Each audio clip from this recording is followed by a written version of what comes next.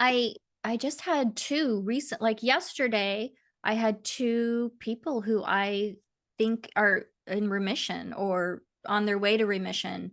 So, and one of them, I never share case studies or stories unless I get their permission to talk about them because that's awful. Yeah. Your therapist is telling your story, and even though they're not telling your name, it still feels very intrusive. So you can't do that. So I was checking in with her to see if it was okay if I talked about her on because I knew I was meeting with you. And she said yes. And she was very excited about that. And she wanted to know what podcast because I think she's going to listen.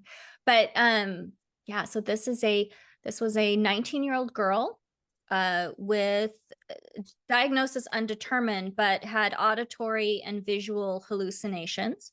So they were figuring out diagnosis, I think, still. So schizophrenia or schizoaffective disorder type of diagnosis. And I got to meet her. So her dad is carnivore already, and he was knowing that this would likely be helpful for her. And she had been in conventional psychiatric treatment. And 19, someone has their own mind. Is she 19? She might be 17.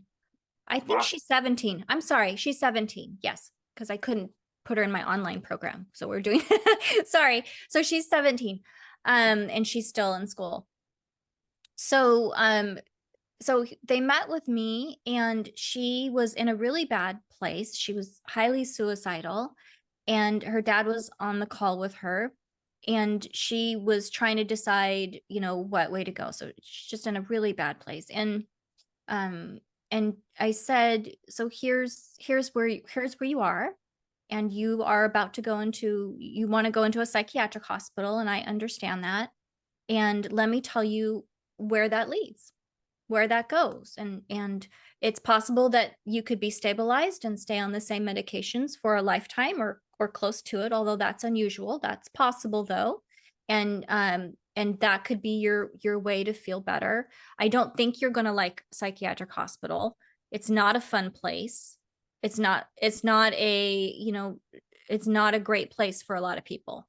You don't get a lot of freedom.